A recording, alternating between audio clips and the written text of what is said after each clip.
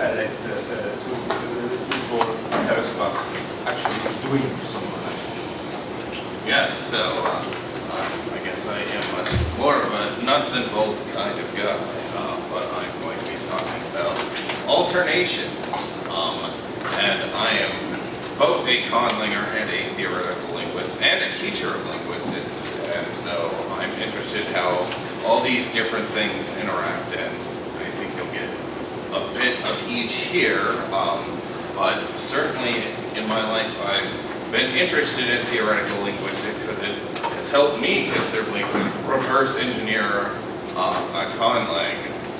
What do you do when you invent? Well, it looks like linguistics can help us out, and that has been sort of a guiding principle of mine for many years now. So this talk is an exploration in the domain of phonology and its interaction with morphology, and I will be looking, as I said, at this empirical phenomenon known as alterations, and considering both classical and stratal approaches to understanding. So you might be wondering, what's an alternation? I'm not familiar with this term. Well, it is just variation in the form of a subpart of a word in different contexts, and you can consider this both in terms of phonemes or in terms of morphemes, and probably in many cases they're more or less equivalent. A simple example that is used in intro textbooks, and even I discovered Wikipedia, is the regular English plural suffix. So there are three ways in which this can be pronounced, z and z, but it's not random where you get each of these. So you get s before non-sibilant voiceless consonants, such as in cats or Canucks. You get z before non-sibilant voice sounds, as in conlangs and badgers, and you get is before sibilant sounds, such as in cases and leashes and judges, and these variants together make up an alternation. So this particular example that I just gave involves a suffix, but as a general phenomenon, this can occur with either bases or affixes, and in fact English has instances where the base alternates. An example of this would be elf and elves. So notice elf ends in the voiceless, but the plural, in addition to the z, also features the voice. It does seem that morphology is key, at least to spying alternations, if not analyzing them, and this is because once you add some additional morphological material, the environment changes, both in terms of sounds and in word structure, and this allows extra forms, if they exist, to appear, and without any morphological extra material, the forms are static. And a static statement about where a sound or other things are occurring in an environment is in fact just a phonotactic generalization, and it's not an alternation. But I will mention that I like phonotactic generalizations, in which I could see them more, not only in conlangs, but also in actual published grammars of natlangs too. They aren't always precedents, like, give me them. So there's a classic division of alternations, which I found in preparing this talk, goes back to work from the 19th century, that divides them into two. So there is what I'll call the phonologically conditioned alternation. It's also sometimes known as an automatic alternation because these are said to occur automatically. But these are determined entirely by phonetic or phonological environment, so they're entirely sort of sound-based. The other kind is the morphologically conditioned alternation, which is sometimes called the morphophonological alternation. If you want a large word that scares people, morphophonological. And this kind of alternation is determined at least in part by morphological environment, but these can have sound aspects as well. So to talk a little bit these two types in depth, I want to go through some examples and diagnostics. And so for phonologically conditioned alternations, we'll talk about what's known as English flapping. And this is the alternation that occurs in English between right with a good voiceless T at the end, and writer, where you get that quick sort of D-like sound that is in fact a tap in the middle of the word.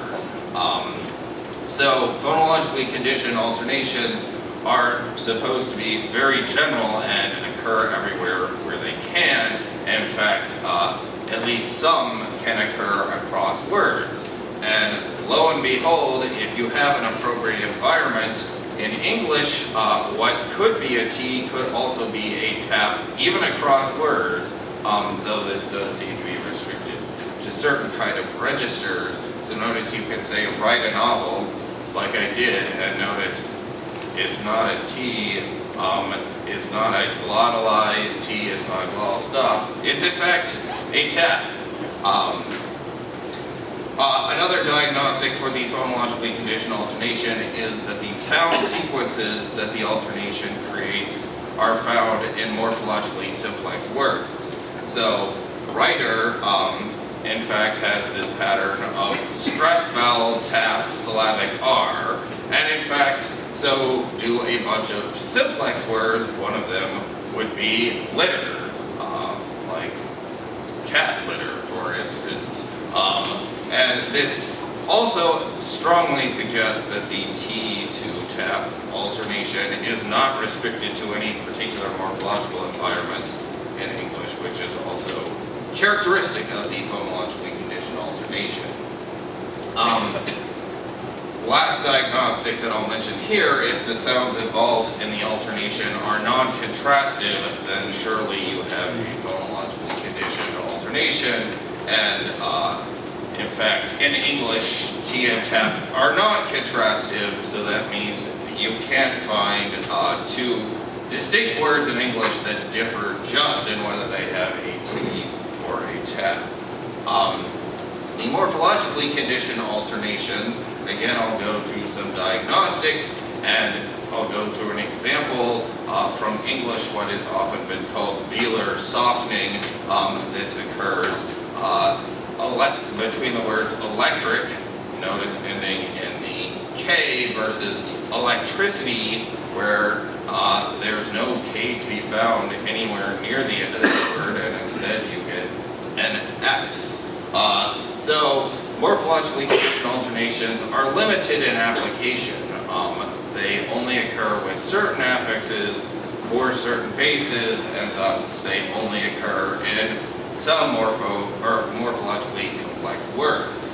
In fact, velar softening only occurs with a certain collection of affixes, ity, ism, ist. There's some others too.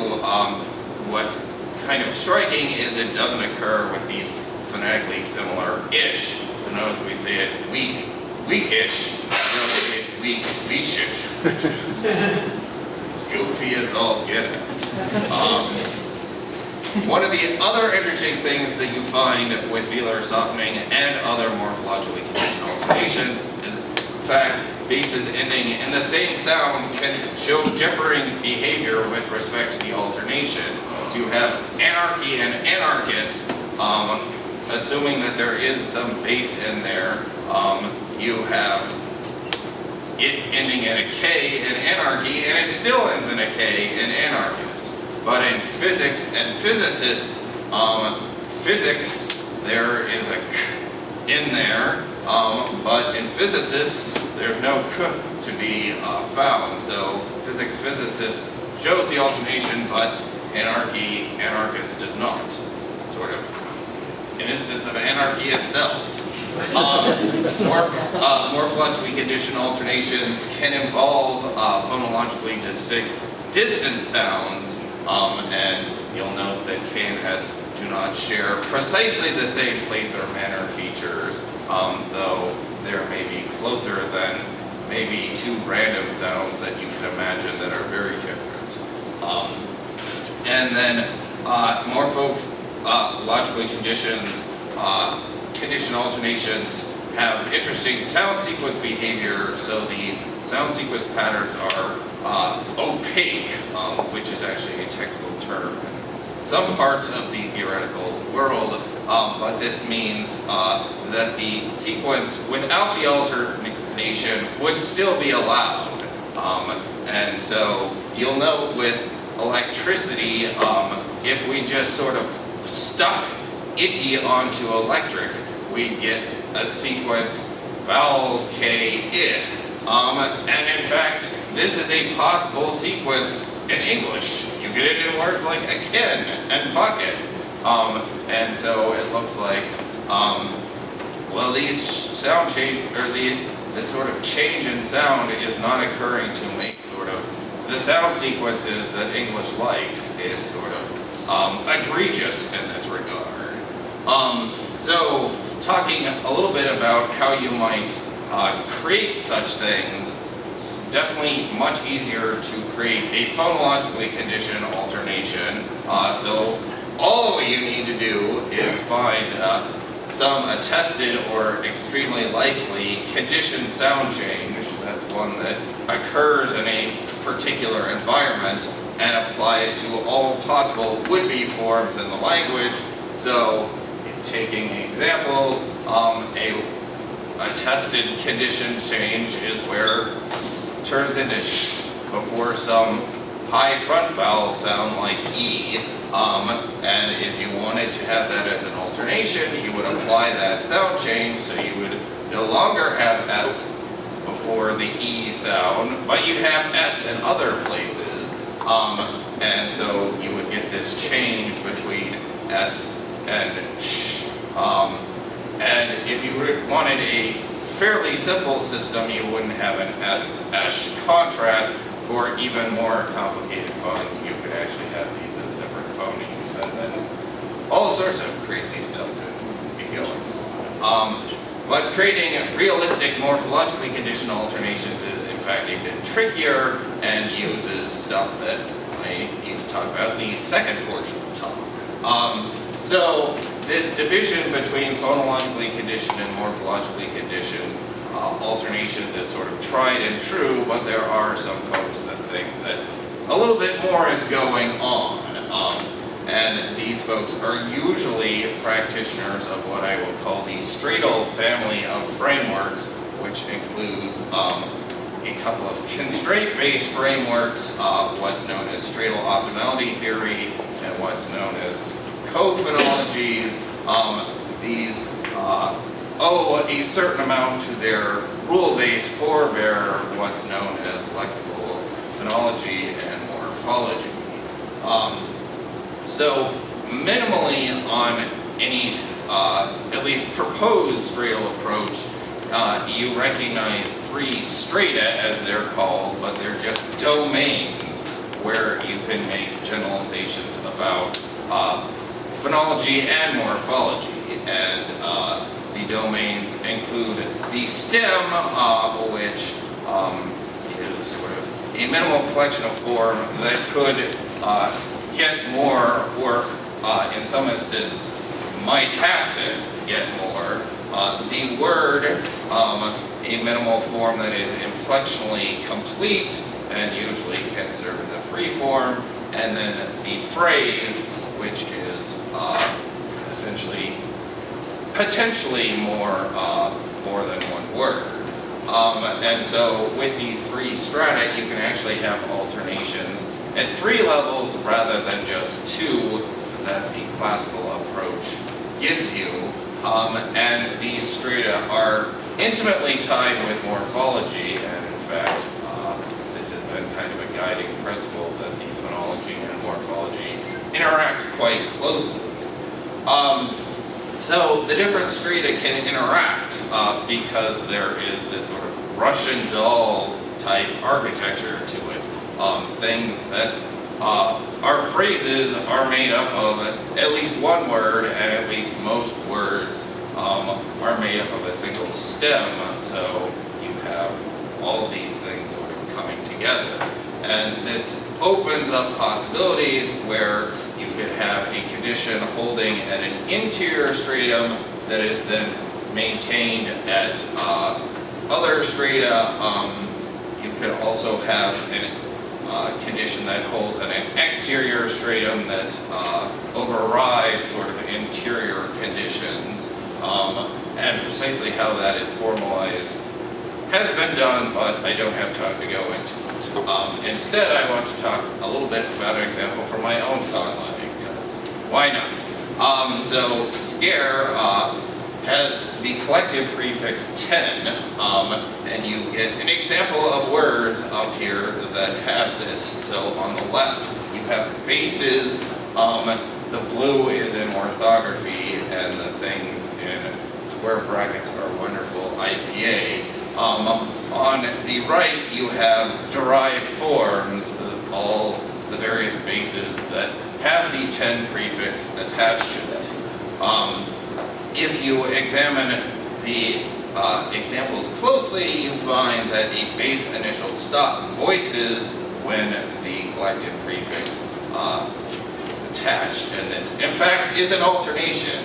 So to highlight it you a little bit more, notice you have toros, which changes to doros when the 10 is affixed, and you have kata, which changes to gata when 10 is attached.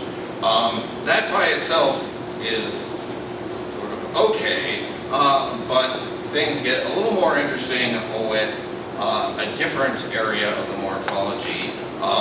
The third plural suffix that attaches to verbs, including forms that conveniently end in N. So you get another batch of data here, and again, on the left are bases. These are actually inflected perfective forms, and then you have the derived forms, which are third person plural perfective forms. And one thing to note from the derived form column is that there are NT sequences in these words, and you might be a little surprised because given the 10 data, you might be thinking, well, should these be NT sequences? This language seems to like to voice stops after nasals.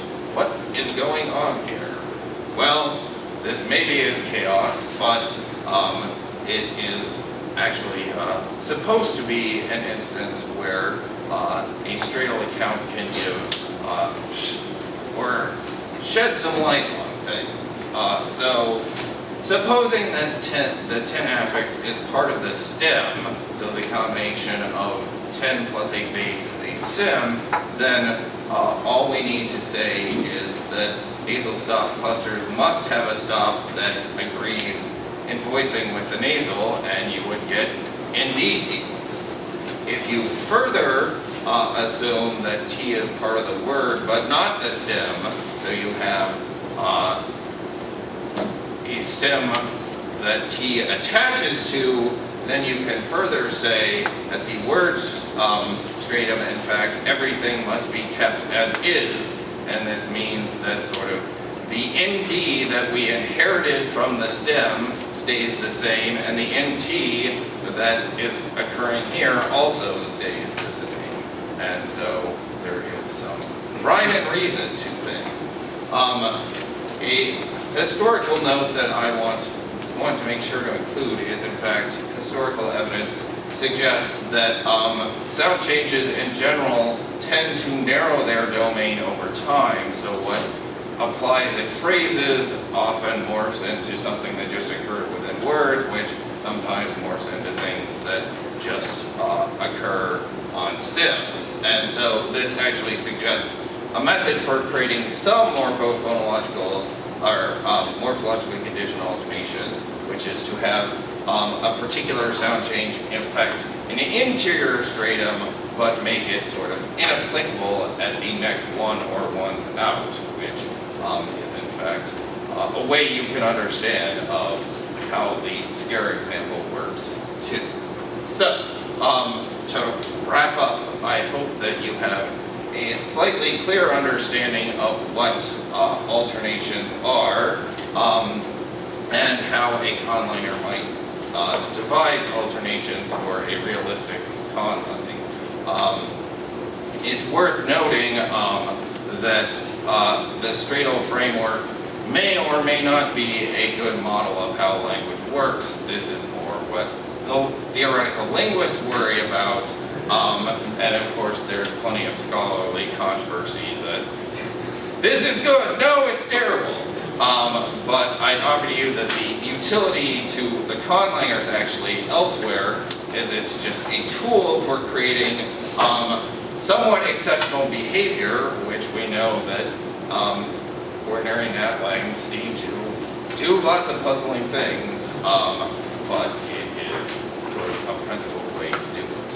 And various references are here at the end.